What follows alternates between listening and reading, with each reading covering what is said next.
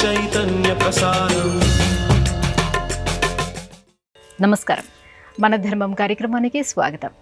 ఇవాళ మన ధర్మం కార్యక్రమంలో మన ధర్మ సందేహాలను నివృత్తి చేసేందుకు మనతో పాటు ఉన్నారు ప్రముఖ ఆధ్యాత్మికవేత్త, ధర్మశాస్త్ర నిపుణులు, మనందరికీ సుపరిచితులైనటువంటి బ్రహ్మశ్రీ డాక్టర్ కాకునూరి సూర్యనారాయణమూర్తి గారు. గురుగారు నమస్కారం. నమస్కారం అమ్మా. గురుగారు, ఆత్మ పరమాత్మ సమ్మేళన భావానికి ప్రతీకగా గోదా రంగనాథుల్ని చెప్తూ ఉంటారు.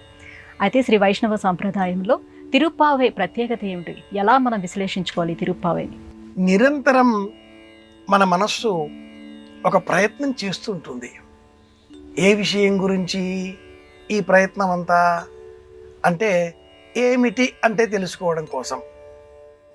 ప్రతి విషయంలో కూడా ఏమిటి అనే మాట వస్తుంది. రెండవ ప్రశ్న ఎందుకు అనేది ఏర్పడుతుంది. ఏమిటి అనేది తెలిస్తే ఎందుకు అవసరమా కాదా అనేది అర్థమవుతుంది.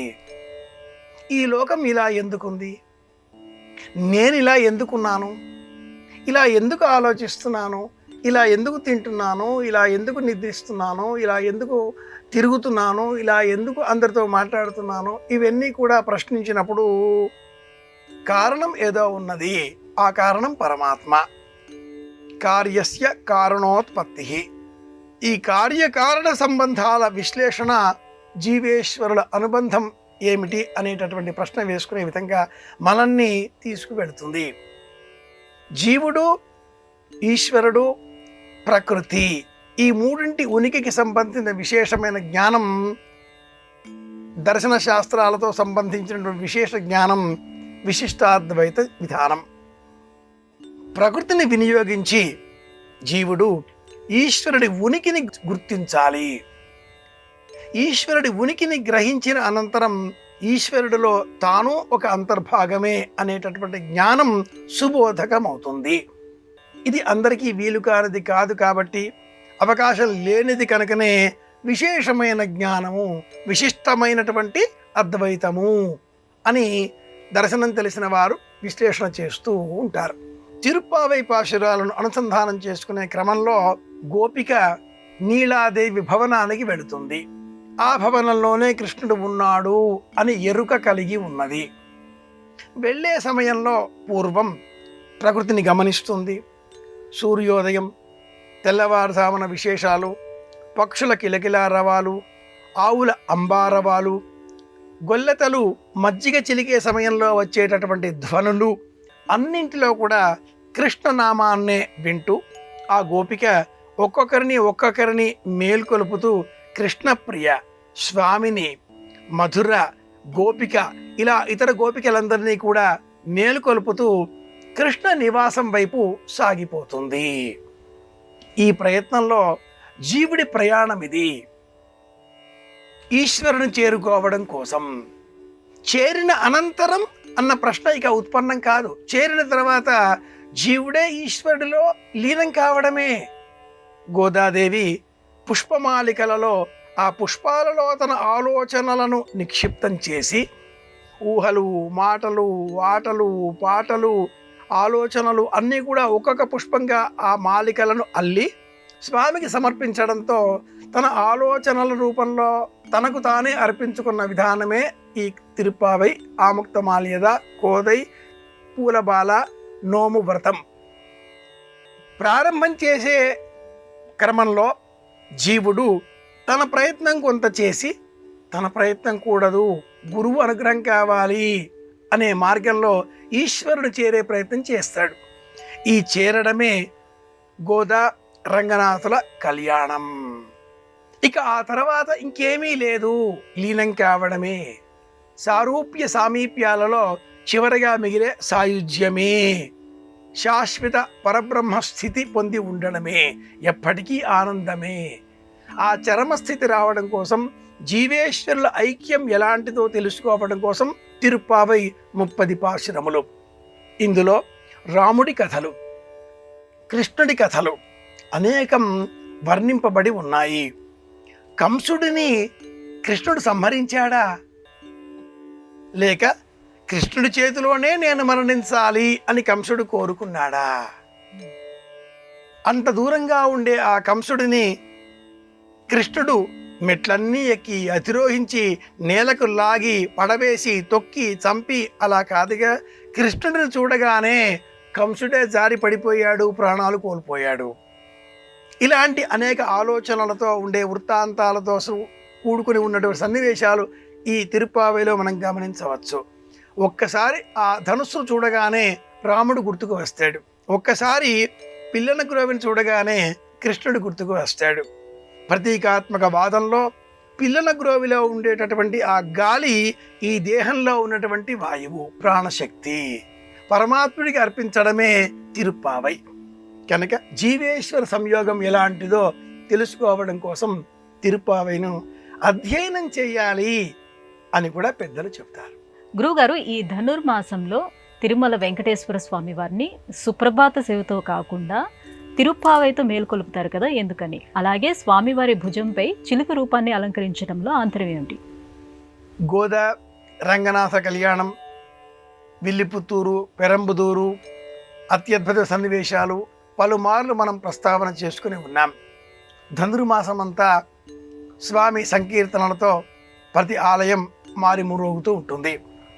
తెలుగువారికి సంబంధించినంత మేరకు మలయాళ, తమిళ, కన్నడ, మహారాష్ట్ర ఇలా భేదభావాలేవి కూడా లేకుండా కన్నడ సంప్రదాయాన్ని అనుసరించి విఠలనాథుడి సేవ, అలాగే తమిళ సంప్రదాయాన్ని అనుసరించి గోదా రంగనాథుల తిరుప్పావై పాశురాల అనుసంధానం, మహారాష్ట్ర సంప్రదాయాన్ని అనుసరించి షిరిడీనాథుడి వైభవం, మలయాళ స్వాముల ఆరాధనలను అనుసరించి శబరిమల స్వామిని స్మరించడం, ఈ అందరినీ స్మరించేటటువంటి అలవాటు తెలుగువారికి మాత్రమే ఉండడం ఒక ప్రత్యేకంగా చెప్పుకోవాలి.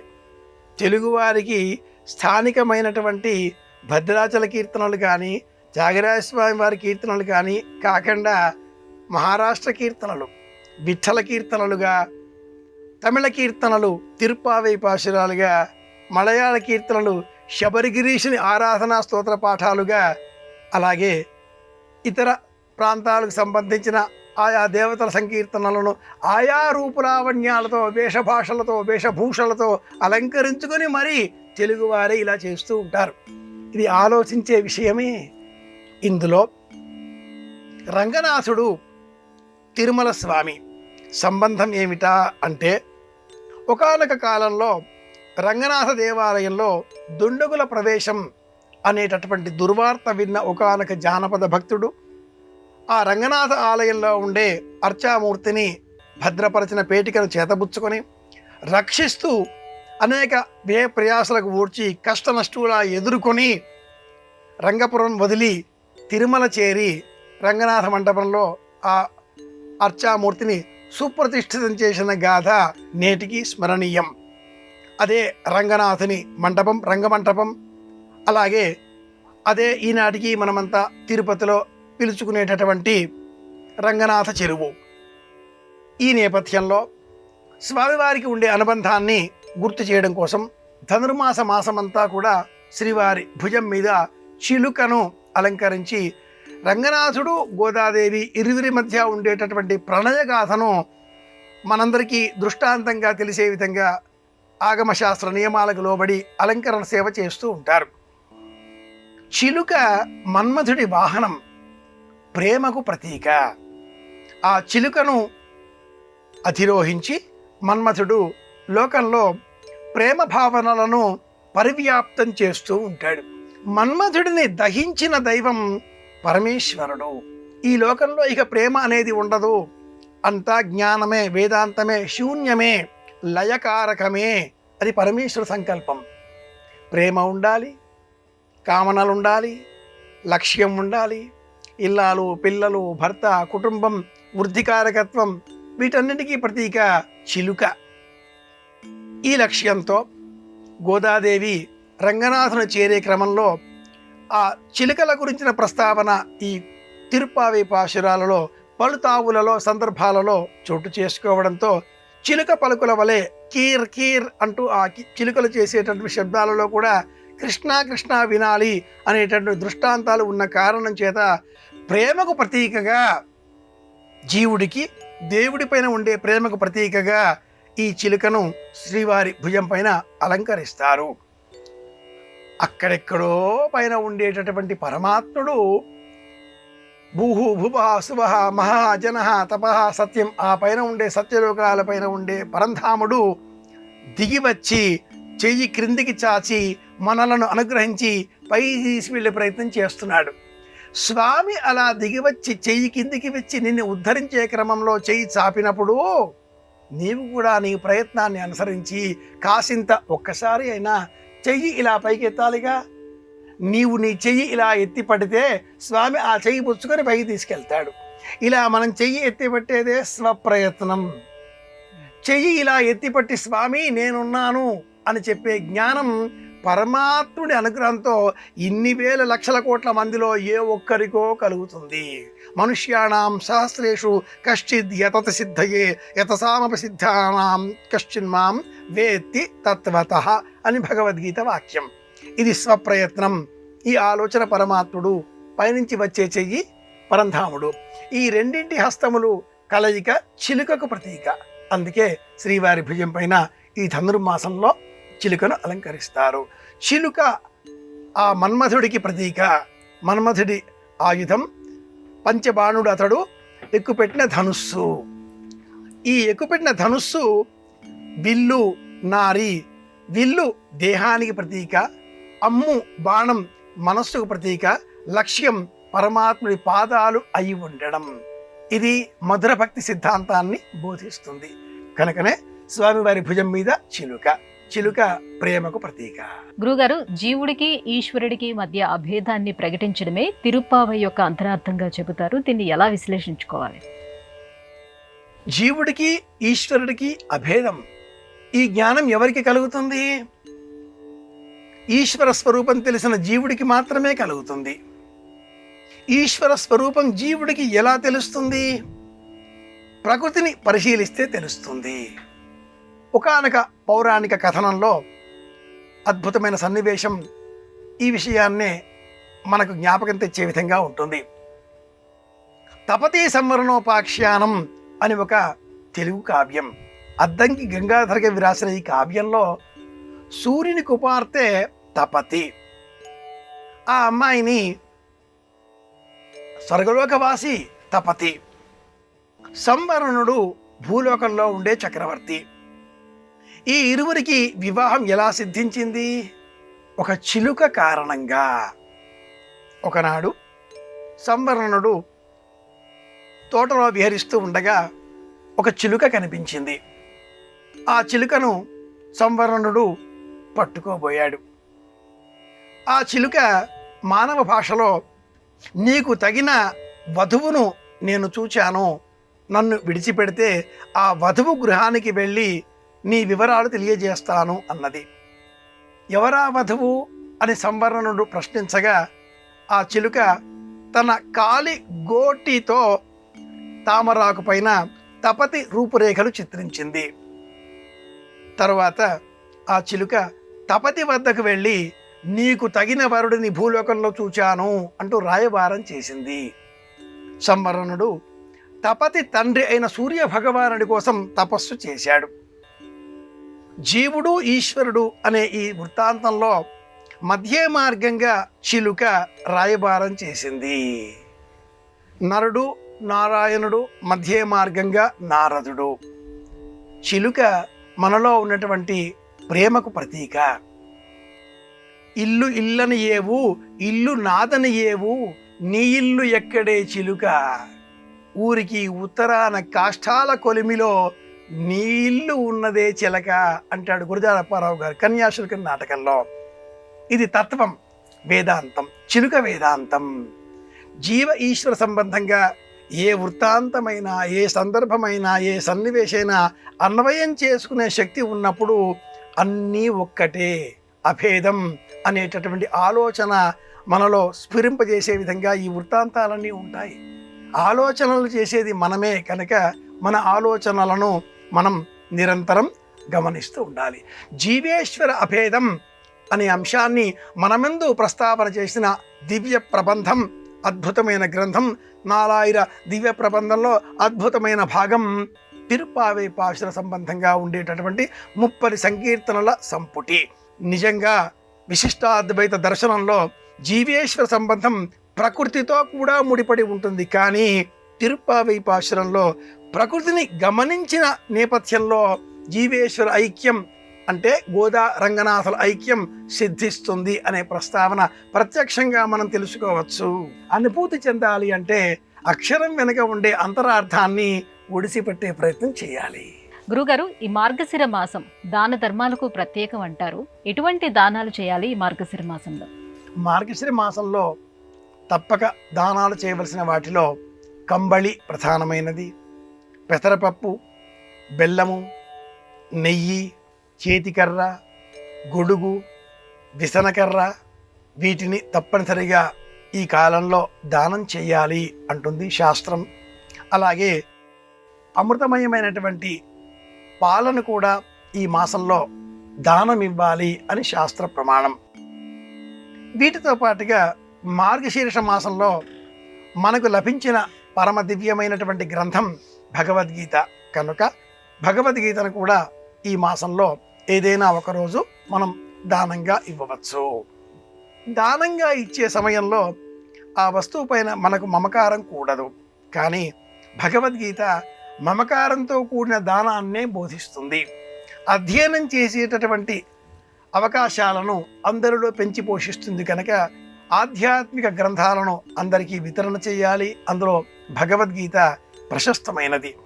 మార్గశీర్ష మాసం శుక్లపక్షం ఏకాదశి భగవద్గీత అవతరణ దినోత్సవంగా పాటించేటటువంటి నేపథ్యంలో ఈ మాసమంతా కూడా భగవద్గీతను యథాశక్తి విరివిగా చదవాలి, అధ్యయనం చేయాలి.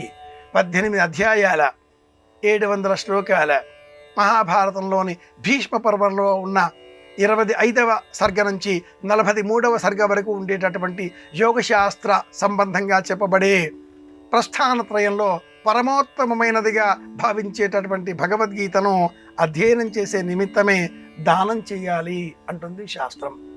భగవద్గీత కించిదధీత గంగా జల లవ కణికా పీత అంటూ శంకర భగవత్పాదుల వారి స్మరణ. ఈ నేపథ్యంలో ఈ మార్గశీర్ష మాసంలో దానాలు చేయవలసిన వాటిలో ఆధ్యాత్మిక గ్రంథాల సరసన, ఆ గ్రంథాల సంచయంలో వరుసలో జాబితాలో ముందుగా ఉండేది భగవద్గీత. ఈ గ్రంథాన్ని కూడా దానంగా అందించినట్లయితే మంచి పుణ్యబలం మనం పెంచుకోవచ్చు. గురువుగారు, వివాహాలు కుదిర్చే సమయంలో రాశికూటాలు అలాగే కుండలిని చక్రము పరిశీలిస్తూ ఉంటారు కదా. రాశికూటం, కుండలిని ఈ రెండు వేర్వేరా ఒకటేనా? రెండు ఒకటి కావు. రాశికూటాలు వేరు, కుండలి వేరు. జాతక చక్రం ఎలాంటిది అంటే చూడడానికి 12 రాశుల సంక్షిప్త రూపంలో కనిపిస్తుంది. సుమారుగా 800 కోట్లకు పైగా ఉండే ప్రపంచ జనాభాలో అందరినీ ఈ 12 గడుల చిన్న వృత్తాకారంలో ఉండే రాశికూట సమాహారంగా ఉండే కుండలితో వేరువేరుగా గుర్తించవచ్చా? వేల లక్షల కోట్ల జాతకాలను సృష్టించవచ్చు. ప్రపంచంలో ఏ 2 జాతకాలు ఒకటి కావు కావు కావు. 1 డిగ్రీ అన్నప్పుడు ఒక రాశి 30 డిగ్రీల ప్రమాణంలో ఒకటే రాశి 30 డిగ్రీలు. నవాంశ ద్వాదశాంశ త్రింశాంశ త్రింశదంశకానాం సూక్ష్మంగా ఒకటి పక్కన 17 సున్నాలు పెట్టేంత సంఖ్యలో కుండలిలను విడివిడిగా మనం గుర్తించవచ్చు. ఇది జ్యోతిష శాస్త్రం. రాశికూటాలలో రాశి అనగానే ఒక సంక్షిప్తంగా ఉండే క్రోడీకరింపబడినటువంటి సమాచారం. రాశి నక్షత్రాధారితం. నక్షత్రాలను ఆధారం చేసుకుని రాశి ఏర్పడుతుంది. రాశి అనగానే రాశ్యాధిపతి.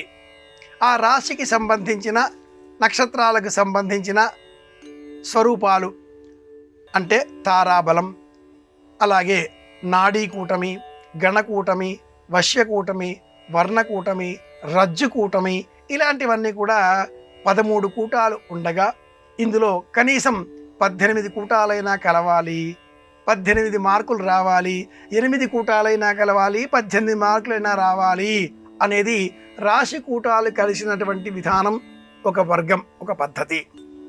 ఈ రాశికూటాల వివరాలు కాకుండా, అంటే రాశ్యాధిపతి, భకూటం, రాశికూటాలు, యోని, నాడి, గణము, వర్గము, వజ్జు, తార, ఇది కాకుండా ఇది 18 మార్కులో కూడింది కాగా ఇది తారాబలం, గ్రహబలం సంబంధించింది.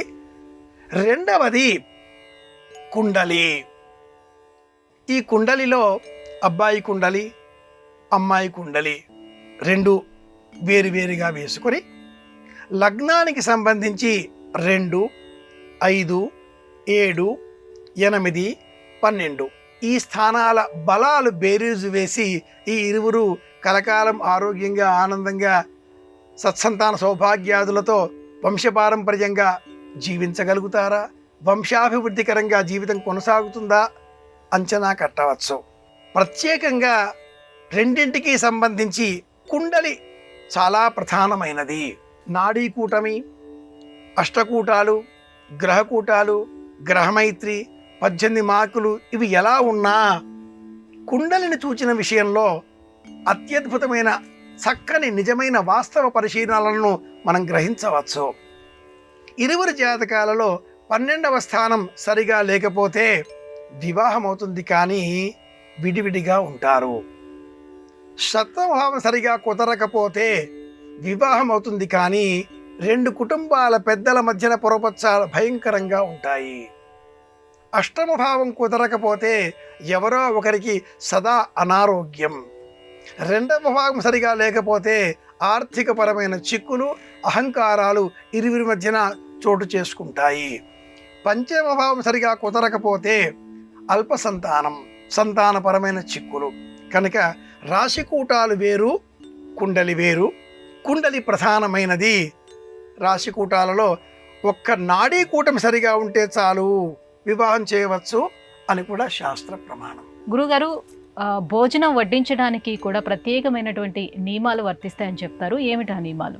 బిస్తరిలో భోజన పదార్థాలను వడ్డించే సమయంలో ఆ పాత్రలో ముందుగా అభిగరించాలి, కాసింత నెయ్యి వేయాలి.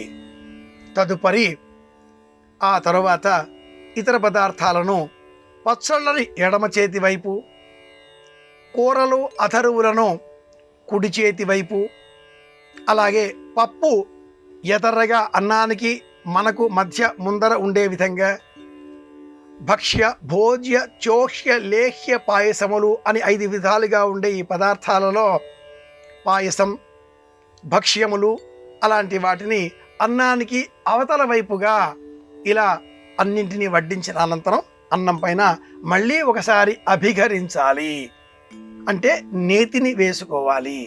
మంచినీటి పాత్ర సదా ఎల్లప్పుడూ కుడి చేతి వైపుగా ఉండే విధంగా చూసుకోవాలి. ప్రతిదీ శాస్త్ర ప్రమాణాలతో కూడుకుని ఉన్న అంశం అవుతుంది.